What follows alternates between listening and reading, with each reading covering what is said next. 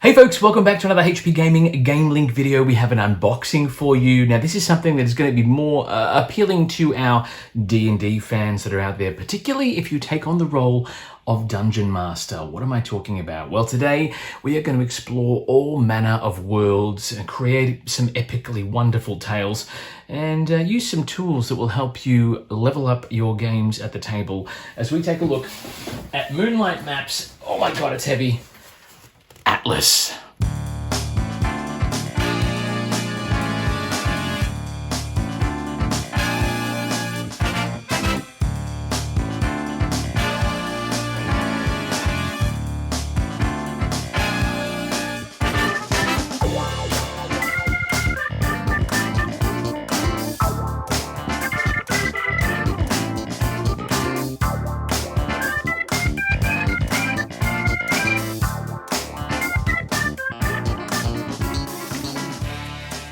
Hey folks, welcome back. Thank you for joining me. For those of you who don't know me by now, and you should, my name is Matt, and I am very excited to bring this to the table for you. This is one that I backed purely because I am a pro DM, and I want as many tools as possible to make sure that I can run some epic level games for my players. Now, at the table, because we are doing more and more in-person games, I want to make sure that I've got something that's a bit more grandiose. Now, base plates aside from my 3D terrains, they have a wood texture or a stone texture. That is it. And that is where this comes in. I am talking about Moonlight Maps Epic Atlas box, which you can see here. It is incredibly heavy. And effectively what this is, if I can put that on the overhead for you, because it is a massively heavy box. Whoop, there you go. Effectively what this is a, well, it says it on the box, an atlas. An atlas of maps for both daytime terrain, nighttime terrain, different settings, and you can literally just take them out of the binders, lay them out on the table, and get your combat on. There are also a few other surprises in this box as well. I have some stuff off camera here too. There is a lot to get through, so without further ado, let's do it. First and foremost, we're going to open up the box here. Hopefully things haven't shifted too much. It is a big box. I'm hoping that we don't knock the overhead, but we'll see how we go. There you go. So you can see here there is a lot of packing material, which I will use for terrain as well. And put that on the floor. And here you can see this is the Twilight map pack. And then you've got the Moonlight encounters for combat, monster decks, all of that stuff. So let's get this bits and pieces out here. Combat encounters, mystery encounters, 2 decks of monster cards because science. We're going to take that out of the way. All the filler. Now this is the Twilight pack. And then underneath, you have these sticker assets as well. So these sticker assets are reusable stickers that you can put onto your maps, and they are like a static cling, so you can reuse them again and again and again, which is very cool. And then you have the Dusk set, which is this nonsense as well. So, and these are just volumes 1, so I assume that down the track there's going to be more. But let's get this out of the way if I can, and then I'll remove the box and hopefully not knock everything flying as well. Oh my gosh. There is a lot going on here today. Oh my goodness. Okay, so box on the floor. We have all of these things. This is a Dusk set here. I don't even know where to begin. I think I might start with the Twilight maps first. So we'll put you to the side and then we'll get into it. I've got my trusty pocket map here somewhere as well. For those of you that backed Moonlight Maps, they've just finished a second campaign for terrain binders, or not binders, terrain sets. So you could order like a snow kit, which is 8 maps of different snow types of terrain, again with the sticker, static cling stickers and things like that, which is very cool. And each set came with its own set of dice. Very, very cool. But I have too many dice. I know that's not a thing. You can never have too many dice. But I decided maybe I don't go in on that one. So let's have a look at this. I'm going to open it up, get rid of the plastic, chuck it on the floor, all that sort of stuff. I want to hear from you as well. If you have, if you're a Dungeon Master, we have something coming up early in 2024, which I'm very excited about. Unfortunately, it is not going to be available to our international friends yet. We are going to be doing something for those local to Australia. And then from there, well, who knows, we may run some international sessions as well, but we will talk about that in the not too distant future. I'm very excited about it. It's exciting. Check it out. Look out for it. It's going to be amazing. Plastic on the floor. more plastic on the floor.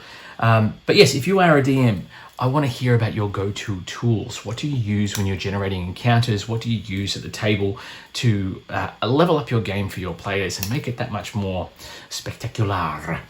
So this is a Twilight box, and it has, it's got a bit of everything else here. There's 50 maps in this box, which is just insane. And it gives you a list of all the different ones that are available. But what's cool about this is the binder part here. You grab the ring, slide it out, and then you have at your disposal everything you need right here. So you've got the binder. This is obviously for filler to make sure it's stored. Different terrains with the different expansions and a key card as well.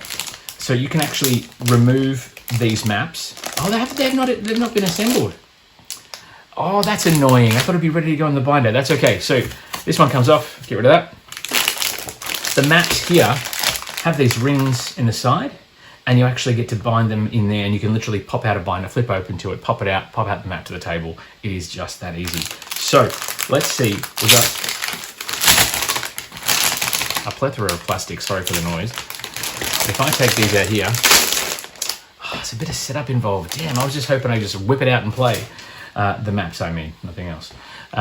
So this is like a campsite. They are gridded. Oh, it's a carnival of sorts. That's very cool. But the grid lines, I don't know if you can see it here, are not complete. It's just like the cross-section of each square, so it doesn't belittle the map with having massive grid lines all the way through. But I love this because it's double-sided. So you've got a daytime map, which I'll flip this way, that you can unfold and play on for some sort of carnival archery contest. That's very cool. Daytime, and then flip it over, you have the nighttime version of the same. Now that's going to lay flat on the table, unclip, get it out, bang, done, and you have those static cling things as well, which is very cool. So you can lay out, horse and carts and bushes and other bits and pieces as well for your terrain. These maps do lend themselves for more two-dimensional settings, but there's no reason you couldn't put minis on these and go to town as well, and that's kind of cool. And I do like that you can use these as a base and then build 3D scatter and things on there as well to make it a bit more amazing. I do like the fact that Carnival is now on fire as well. That's kind of terrifying. I wonder why that was. I'm sure we can come up with some encounters for that. So that is, there is plenty in there. You've got, what have we got here? You've got like a volcano set up here, both again, sun up and sundown. You have different terrains for different things. You have a temple, yes please. You have more volcanic chaos with a dirty great big sinkhole in the middle. Same sort of situation with this one, multi-level terrain, cave systems. I'm not going to open all these because of the dark and scary forest. That's kind of cool. I'm not going to open all these because otherwise I'm going to be here forever. This looks like some sort of dock. Haunted docklands, cabin in the woods, which is cool. We have a forest. I might keep that one out because I'll show you how the scatters work. And then you have a bridge on fire, more forest terrain. And remember, there was 2 of these binders. So there's all of this, and then there's the other atlas as well, which is just amazing. I like the dungeon one too. That's very cool. More dungeon maps, and in fact you could effectively take 2 of these out and then have some epic level maps on the table, which is very, very cool. Oh man, I dig it. Our My Shenandoah Junior Heroes Guild, they are currently battling through towards a desert region of their establishment, their world, My Shenandoah. They're traveling to the island, the continent of Farmpktoosh, which is a vast desert plain. And they're going to be effectively trying to track down a member of something called the Legion. That's quite spectacular. Our junior heroes are doing very well. They've had to deal with some loss. They've had a few people being defeated. I like this too. Crazy glowing stones here as well. Very, very cool. Some sort of barracks here. More tavern or castle. Ooh, this looks a bit nasty. And then you've got the cobblestone here as well, just a basic, more generic map as well. I dig that very much. It's very, very cool. I get that they've shipped it this way for their own reasons, so you can organize it how you want to organize it. But I like a lot of organization done for me. I have enough prep to do without having to go through and organize all of this sort of stuff. But that's okay. Let's pop this to the side. I'll show you what the static cling stickers do. I think they all fell out. But those binders can just sit in their box, and at a moment's notice, if something happens where your players go, oh, we want to go over here, we want to do this, we want to do that, because it does happen. I was running Tyranny of Dragons for some international gamers, and one of them decided, you know what, let's forget the final boss fight. Let's go to the City of Brass in the fire plane instead.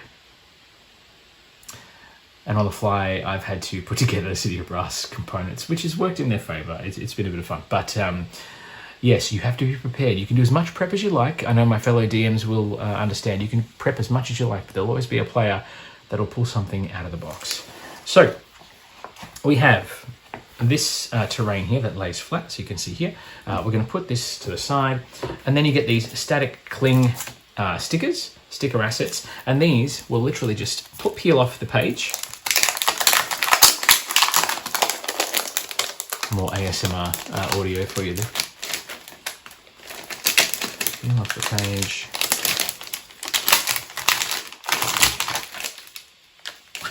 Or not. The statickiness is stuck in the bag.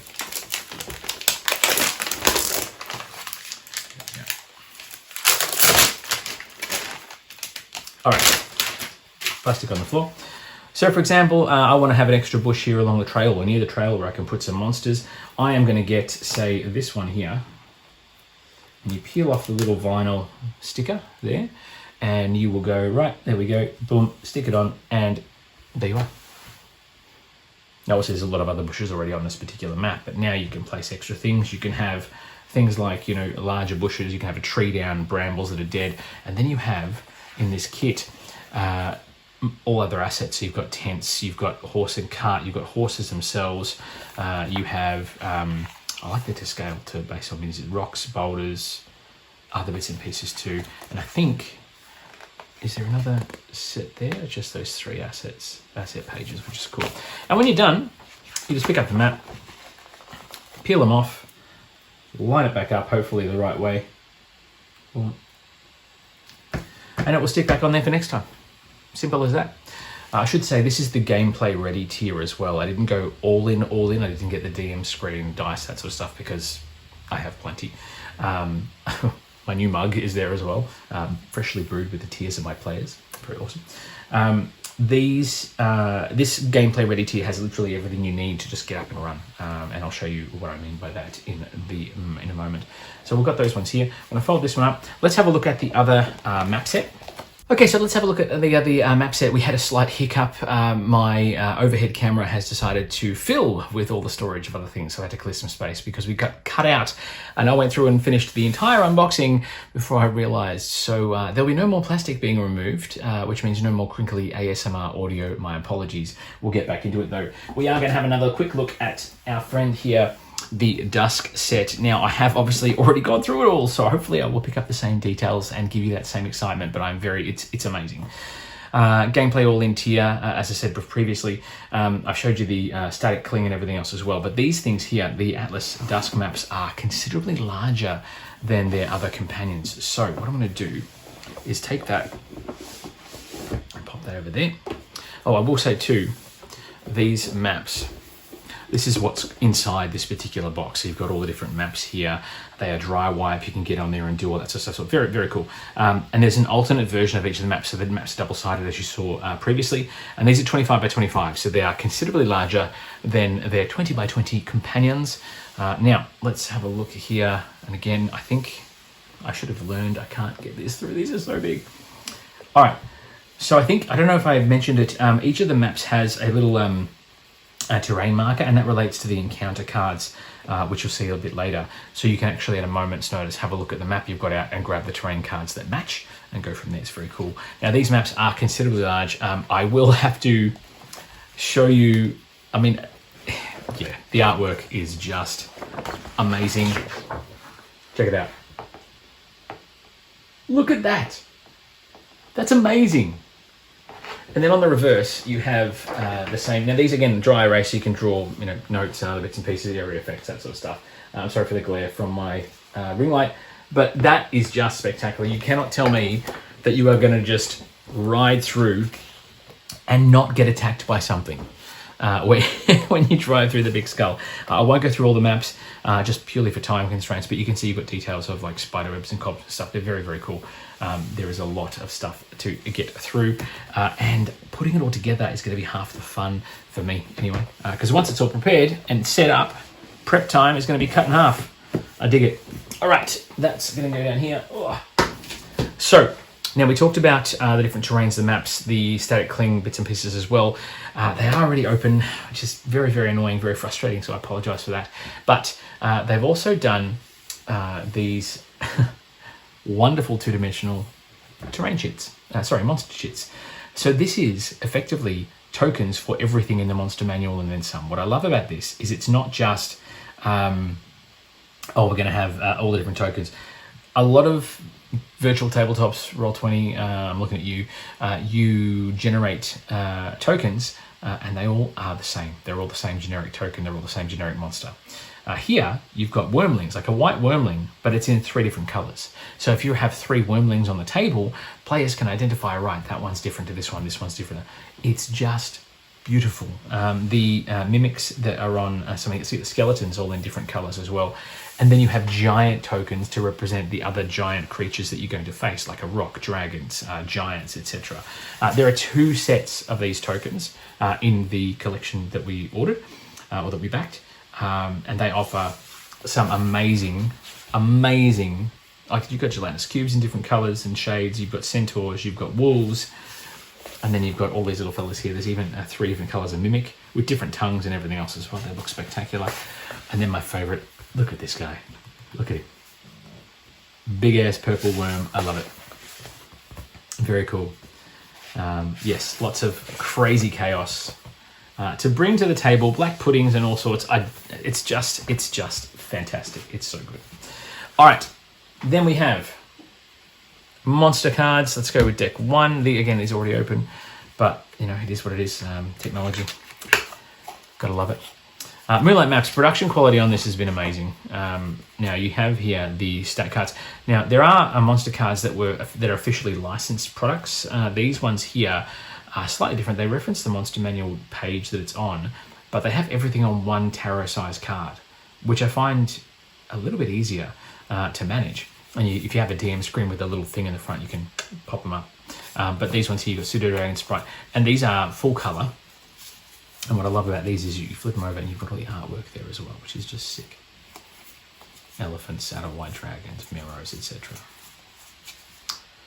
So I think having everything there, it's just a little bit more, and they match the artwork for the tokens as well, which is very cool. So let's pop this here. Then we have pack number 2. I can't remember what I've said previously, but that's okay. So then you've got more things for Sturges, Ice Methods, Dretch, Barb Devils, etc., Ochre Jelly, so on and so forth. The Ring of Smothering is there, the Rock, all to match the different components and the different tokens that you have in those sheets I just showed you. The artwork, again, is fantastic. Spirit Naga, the Roper, and so on and so forth. Very cool. Very cool indeed. As I said, production value is really good. Can't decide, though. I mean, I'm happy just to run sessions. I've run games where it's purely theatre of the mind. But I guess I want to hear from you. Do you prefer 2D? Would you be happy with a 2D terrain set up on a table, or would you prefer something a bit more complex with 3D terrain elements, a la Critical Role, etc.? So I guess, yeah, something to think about. Now, these cards are combat cards, and they'll give you combat encounters based on the terrain and the maps you're on. So these keys here relate to those bars you saw in the on the maps, and then at a moment's notice you can grab whatever map you need. What I love about this is you can just pick any card and it will give you an instant combat encounter based on everything you've got. So you've got here for levels 1 to 16 how to adapt it for the composition based on the levels, and this is called the Young and Reckless City Tavern map. The characters enjoy some downtime in the local tavern when one receives a very unpleasant tap on the shoulder. "You're in our seats," growls a glaring young half-orc crossing their arms. Their cloak clasp bears the same crest as the smirking group of toughs behind them. A glance around the tavern shows the regulars rolling their eyes at the young thugs, but unworried at their antics. The immature gang members are looking for a fight and think that the characters might fit the bill. Consequence, defeating the thugs placed the party on the radar of the local criminal elements, for better or worse. Killing or maiming them also puts them on the wrong side of the city guards. Now, I like the fact that level 1 it's just a group of bandits, but at level 16 it's 2 gladiators and 3 veterans. Instant encounter. Players are taking too long in a tavern, throw something like that at them. I love it. You can prep all the different cards as well for urban maps or otherwise, and then just draw from the deck of many things, so to speak, and run it. Because you've got everything you need, all the tokens, everything right here. I will say too, those sheets of tokens, they do have double-sided, and on the other side, so we've just got the names of the tokens too, so you don't necessarily have to show the artwork at a moment's notice. So we've got here now mysteries. So these will give you some inspired bits and pieces for your players, and again, you can literally shuffle the cards, grab the cards that relate to the terrain or the map you're on, and then flip the Cursed Ghost Ship. I mean, yes, please. Levels 1 through 20. This is talking about a coastal forest, ideally. Dark clouds roll in from off the coast with a crack of lightning and a blast of rolling thunder. Thick fog heralds the arrival of a spectral ship with tattered sails that seem to ignore the wind. A ghostly pirate crew steps up to the railing with a roar and a rattle of rusty sabres, and as the ship's anchor drops, they begin to make their way to shore. The ship's captain, a ghostly figure with fiery eyes and a glowing amulet, stands on silent watch from the ship's rear deck. The undead crew vanishes and reforms on the ship as they are defeated. If the captain's amulet is destroyed, the crew and boat dissipate with a warm light. If it isn't destroyed, the ship will return another time, rendering this coast as highly dangerous to locals. And it gives you the breakdown, so you can see at level 1 it's 3 skeletons. At level 20 you have 3 ogre zombies, 3 rights, and 3 wraiths. That is a good time. I love it. And I love the fact that the encounters are all key for different levels as well, so it gives you a bit more punch, a bit more play, so depending on where your characters are. And I think if you're running a campaign, you can say, right, I've run this, you just remove that card from the deck, and then they'll never encounter that again unless they, as it says, that's what happens. And that is it. That is all the contents of this crazy... Oh, and we've got this little pin as well, a little enamel pin where the guy's like, hey, you're a backer. Awesome stuff. Very, very cool. I think I'm going to try and build an encounter to set up for a flyover, because we love doing our flyovers here at HP Gaming. And that will give us an idea of what you can expect and how this can be used. Yeah, I'll have a look at that and set up something for you for a multi. Maybe use the purple worm. We'll see how we go. But if you want to see what that looks like, let's do it. Let's roll that footage.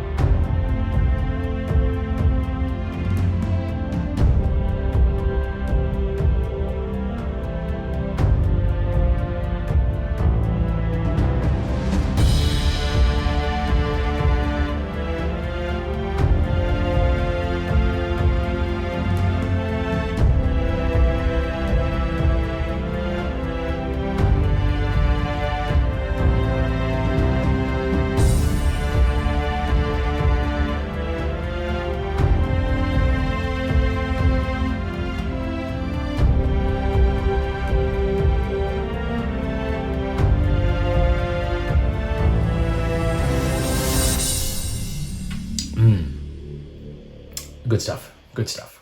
All right. That's it for the contents of Moonlight Maps Atlas at the Game Ready pledge, or tier, I should say. I would love to hear your thoughts. I know obviously the unboxing got a bit out of hand because obviously I went and finished the unboxing and then realized that the recording had stopped. So I had to come back and do it all again, but that's okay. Let me know in the comments below what you feel about how you think about this, if you're intrigued or if you're curious or otherwise. My fellow DMs out there, if you have this kit or if you think this is something as a worthwhile tool, by all means let me know in the comments. Maybe we can use it as a one-shot and give you a demo of how it works in space. There will be plenty of more content coming your way, folks. We have Kickstarters arriving for Starfleet Dark. We have Kickstarters coming in for the new one from Grail Games, Silicon Valley has arrived. Also, Elemental Uprising, the new Kingdom Rush Rift in Time set is on its way as well. Very excited for that. And I think the Walking Dead pack is on its way as well. The Walking Dead role-playing game, core rulebook, starter set, all of that stuff. So I'm very excited to get that out and start running games for that as well. As always, folks, plenty more epic content coming your way, as I said, so check back with us. Make sure you hit that subscribe button to stay in touch whenever we post new content, and we'll see you back here very, very soon. Before I go, though, please make sure you get out there, stay social, be kind, always, above all else, be kind, and we'll see you very soon. Until then, it is bye for now.